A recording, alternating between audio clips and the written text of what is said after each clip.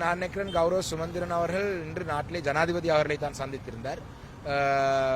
பல்வேறு விடயங்கள் இருக்கிறது. நாங்கள் எல்லாரும் எல்லா விடயத்தையும் கையாள வேண்டும். இன்று நான் வருகை தந்தது மட்டக்களப்பு மாவட்டத்திலே இருக்கும் இந்த ராணுவ முகாம்களை அகற்றுவதை பற்றியும் அத்தோடு சேர்த்து நான் மறந்த ஒரு ராணுவம் ஆலடி பம்பில் இருக்கும் ரூஃபோ-1 ராணுவ முகாம் அகற்றுவது பற்றியும் கௌரவ கலையரசன் உறுப்பினருடைய வேண்டுகோளுக்கு நாங்கள் அதையும் இந்த இடத்தை முன்வைத்திருந்தேன். அப்போ அந்த வகையிலே எனக்கு ராணுவ அதிகாரியுடன் தான் அந்த கூட்டம் இருந்தது. கௌரவ சுமந்திரனாரும் நான் நினைக்கிறேன் ஜனாதிபதியுடன் தான் சந்தித்தேன். அப்போ நான் அந்த கூட்டத்துக்கு போக வேணும் என்ற அவசியம் இல்லை, இந்த கூட்டத்துக்கு அவர் வர வேணும் என்ற அவசியம் இல்லை. அந்த வகையிலே நாங்கள் சந்தித்திருந்தோம். ஜனாதிபதி எலெக்ஷனில் மறைமுகமாக சப்போர்ட் பண்ணுறதுக்காண்டி 60 கோடி ரூபாய் வாங்கினீங்க சொல்லிட்டு கூட கட்சியில் சொல்லியிருக்காரு. இல்லை, அது தொடர்பாக ஒரு தெளிவான ஒரு ஊடக சந்திப்பொன்றை நான் எதிர்வரும் வாரத்திலே மட்டக்களப்பிலே வைப்பேன். ஆனால் நீங்கள் கேட்டபடியினாலே அதுக்கான விடையை சொல்கிறேன். பன்முகப்படுத்தப்பட்ட நிதி, அதாவது மாவட்டங்களிலே மக்களுடைய அபிவிருத்தி திட்டங்களுக்கான பன்முகப்படுத்தப்பட்ட நிதி என்று ஒதுக்கப்பட்டது. அந்த விடயத்தை சொன்ன கோவிந்தன் கருணாகரம் ஜனா என்ற பாராளுமன்ற உறுப்பினர் அவருக்கும் 10 கோடி ரூபாய் ஜனாதிபதி நிதி ஒதுக்கீடு வழங்கியிருந்தார். ஆனால் நான் 60 கோடி ரூபாய் பெறுமதியான வேலை திட்டங்களை நாங்கள் சமர்ப்பித்திருந்தோம். ஜனாதிபதி தருவது அது அவருடைய விருப்பம். எங்களோட தேவை இவ்வளவு தேவைகள் இருக்கின்றதை நாங்கள் பட்டியெடுத்து கொடுத்திருந்தோம்.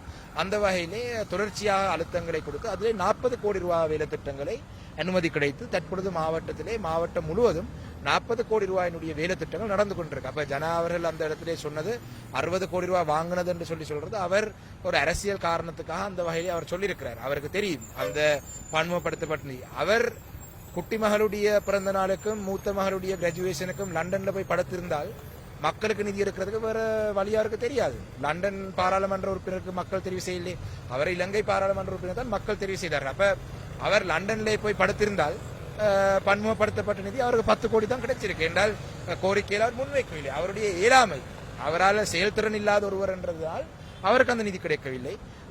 எனக்கு அந்த திறமை இருக்கு, நான் முயற்சித்தினால் எனக்கு அந்த நிதியை ஜனாதிபதி ஒதுக்கியிருந்தார். எனக்கு மட்டும் ஏன் டாக்டர் ஹர்ஷ டி சில்வாக்கு நிதி ஒதுக்கியிருக்கிறார்கள், காவிந்த ஜெயவர்தன பாராளுமன்ற உறுப்பினர் நிதி ஒதுக்கியிருக்கிறார்கள், அத்தோடு இன்னும் பல பாராளுமன்ற உறுப்பினர் நிதி ஒதுக்கிறார்கள். அத்தோடு இன்னொரு விடயம் இருக்கு, இன்னும் சில பாராளுமன்ற உறுப்பினர் போய் ஜனாதிபதியுடன் மதுபான சாலைகளுக்கு அனுமதி எல்லாம் எடுத்திருக்கிறாங்க. நான் அவ்வாறு எடுக்கவில்லை. நான் ஜனாதிபதி என்னிடம் என்ன தேவை என்று கேட்டார், மாவட்டத்துக்கு பன்முகப்படுத்தப்பட்ட நிதி வேணும் என்று கேட்டிருந்தேன். முன்மொழிவுகளை அனுப்ப சொன்னால் 60 கோடி ரூபாய் 596 மில்லியன் ரூபாய் பன்முகப்படுத்தப்பட்ட நிதிக்கான வேலை திட்டங்களுக்கான கோரிக்கையை அனுப்பியிருந்தேன். அதுல 400 மில்லியன் ரூபாய் வேலை திட்டம் வந்திருக்கு. மட்டக்களப்பில் அனைத்து பிரதேசங்களும் நடந்திருக்கு. சில நேரம் ஜனாதிபதி காசு வாங்கி பழக்கம் இருக்கோ தெரியாது. ஜனாதிபதி தேர்தல் வந்து 60 கோடி கொடுக்குறாரு அவ்வாறு சொல்றது. அதே நேரம் இந்த பிரச்சனை வந்து ஜனாதிபதி தேர்தலுக்காக இல்லை. எந்த பிரச்சனை? காசு பிரச்சனை இல்ல, அது பன்முகப்படுத்தப்பட்ட நிதி என்று எல்லா எம்பிமாருக்கும் தான் கொடுத்தது. அதிலே சில எம்பிமார் 10 கோடிக்கு முன்மொழிவு கொடுத்திருந்தாங்க, சில எம்பிமார் 50 கோடி கொடுத்திருந்தார்கள். நான் 60 கோடி 596 மில்லியனுக்கு கொடுத்திருந்தேன். நான் மக்களுடன் பயணிக்கிறபடியினால, நான் அடிக்கடி மக்களை சந்திக்கிற காரணத்தினால, நான் மாவட்டத்திலே தமிழரசு பாராளுமன்ற உறுப்பினராக மட்டக்களப்பிலே தெரிவு செய்த காரணத்தினால், மட்டக்களப்பிலே நான் இருக்கிற காரணத்தினால, ஜனானனை போற லண்டனில் நான் படுத்துக் கொண்டிருக்காத காரணத்தினால மக்கள் கூடுதலான கோரிக்கை தருவார்கள். பார கோரிக்கையை பாரபட்சம் இல்லாம எல்லா கோரிக்கையும் நான் டைப் பண்ணி ஜனாதிபதிக்கு அனுப்பியிருந்தேன். அப்ப அந்த இதுல வந்து 400 மில்லியன் ரூபாய்க்கு அனுப்பியிருக்கிறார். ஜனானன் 10 கோடி கேட்டார், அவருக்கு 10 கோடி கொடுத்திருக்கு. இதுதான் சாராம்சம். இது ஜனாதிபதி தேர்தலை இலக்கு வைத்து ஜனாதிபதி செய்யறாரான்றது எனக்கு தெரியாது. நான் மக்களோட பிரச்சனை தீர வேண்டும் என்றதை நான் இதை செய்யறேன். ஜனாதிபதி என்ன நோக்கத்தை செய்யறேன்னு எனக்கு தெரியாது. கடந்த ஒரு சில வருடங்களாக தொடர்ச்சியாக மட்டக்களப்பிலே இருக்கும் ராணுவ முகாம்கள் அகற்றப்படுவதை பற்றி முன்னாள் ஜனாதிபதி கோட்டாபய ராஜபக்ச அவரிடமும் அதனைத் தொடர்ந்து தற்பொழுது இருக்கிற ஜனாதிபதி ரணில் விக்ரமசிங்க அவரிடமும் பேச்சுவார்த்தையிலே ஈடுபட்டு கொண்டே வந்திருந்தோம். இதிலே மிக முக்கியமாக மட்டக்களப்பு மாவட்டத்தை பொறுத்தளவிலே மட்டக்களப்பு மாவட்டத்திலே காயாங்கேணி ராணுவ முகாம், காயாங்கேணியிலே ராணுவ முகாம் என்றதை விட அந்த இடத்திலே ஒரு ராணுவத்துக்கான ஒரு விடுதி ஒன்று தான் நடத்தி வருகிறார்கள்.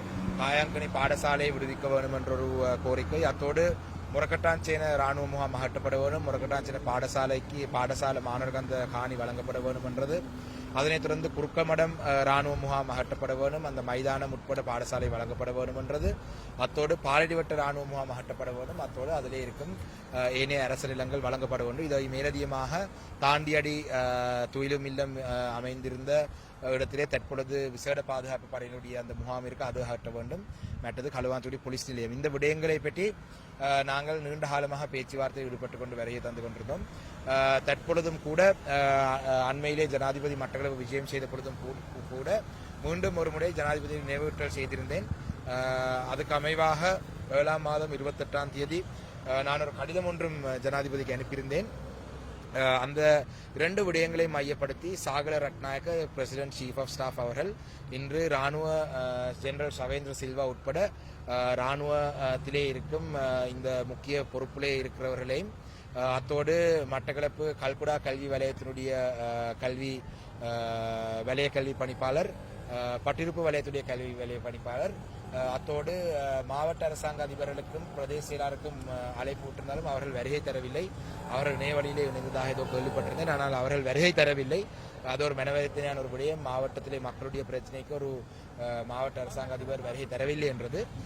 இருந்தாலும் கூட இந்த விடயங்களை பற்றி இராணுவத்துடன் பேச்சிலே ஈடுபட்ட பொழுது ஒவ்வொரு முகாமையும் எவ்வாறு அகற்றலாம் என்றதை பற்றி ஒரு அவங்களுடைய ஆலோசனை சொல்லியிருந்தார்கள். இதிலே ஆரம்ப கட்டமாக பாலடிவட்ட இராணுவ முகாமிலே மொத்தம் 1.5 ஏக்கர் வைத்திருக்கிறது ஒரு பகுதியளவு காணியை விடுவிக்கிறதாக சொல்லியிருக்கிறார்கள். ஆனால் அதை எவ்வாறு விடுவிக்கிறது என்றதை பற்றி ஒரு வரைவொன்றை சமர்ப்பணம் செய்து அதுக்கு அந்த பிரதேச மக்கள் இணக்கம் தெரிவித்தால் அதை நடைமுறைப்படுத்தலாம் என்றது ஒரு விடயம். அதனைத் தொடர்ந்து குருக்கல் மடம் இராணுவ முகாமை பொறுத்தளவிலே அந்த இராணுவ முகாம் அமைந்துள்ள இடத்தை நேரடியாக மீண்டும் ஒரு விஜயம் செய்ய வேண்டும். இராணுவத்தை பொறுத்தளவிலே தாங்கள் தரக்கூடிய அதிகளவான காணியை தந்திருக்கிறதாக சொல்றார்கள். ஆனால் குறுக்க மடத்தை சேர்ந்த மக்கள் அவ்வாறாக அதை ஏற்றுக்கொள்ளவில்லை. அந்த வகையிலே அதை நேரடியாக ஒரு விஜயம் செய்வதாக அடுத்த வாரத்திலே ஒரு நேரடியாக ஒரு திகதியை குறித்து அதுக்கான ஒரு விஜயத்தை மேற்கொள்ள நாங்கள் தீர்மானித்திருக்கிறோம். முரக்கட்டாஞ்சேனை இராணுவ முகாமிலே பாடசாலையை மட்டும் முதலாவது கட்டமாக விடுவிக்கிறதுக்கு ஓரளவு அதை எவ்வாறு செய்யலாம் என்றதை ஒரு வரைவொன்றை தயாரிக்க சொல்லி Sagar Ratnayake chief of staff அவர்கள் சொல்லியிருக்கிறார். அதனையும் அவர் தயார்படுத்துவார்கள். காயாங்கனி இராணுவ முகாமை பொறுத்தளவிலே அது அகற்ற முடியாது, அதுக்கான மாற்று பாடசாலை ஒன்றை கட்டி தந்திருக்கிறதா சொல்றார்கள். நான் சொல்லியிருந்தேன் அதை ஏற்றுக்கொள்ள முடியாது, அந்த முகாம் அகற்றப்பட வேண்டும். இதுதான் இன்று கூட்டத்திலே பிரதானமாக நடந்தது.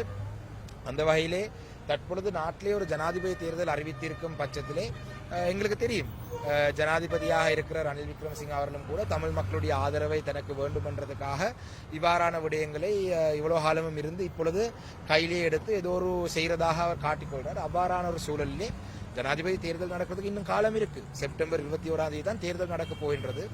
எங்களுடைய ஆதரவு தேவை என்றதுக்காக இவ்வாறான விடயங்களை செய்கிறார்கள். அப்ப அவ்வாறாக ஜனாதிபதி சில விடயங்களை செய்யறதுக்கு நல்ல சமிக்கைகள் காட்டும் பொழுது நாங்கள் இந்த சந்தர்ப்பத்தை பயன்படுத்தி எங்களுடைய மக்களுடைய பிரச்சனைக்கான தீர்வுகளை காணுவதற்கு நாங்கள் முடிந்த அளவு நாங்கள் முயற்சி எடுக்க வேண்டும். அந்த வகையிலே தான் இன்று கூட வருகை தந்திருக்கேன். உண்மையிலே இன்று பொது வேட்பாளர் அது இதெல்லாம் சொல்லி சிலர் மக்களை ஏமாத்தி கொண்டிருக்கிறார்கள். அதனை விட மக்களுடைய இந்த சில பிரச்சனையை தீர்த்து கொள்ளக்கூடிய வகையாக இந்த சந்தர்ப்பங்களை நாங்கள் எப்பொழுதும் பயன்படுத்த வேண்டும். அந்த வகையிலே தான் இன்று இந்த இராணுவ முகாமை அகற்றுவதற்கு விசேடமான ஒரு கூட்டம் ஒன்றை ஒழுங்குபடுத்தி முயற்சி ஒன்றை நாங்கள் மேற்கொண்டிருக்கிறோம்.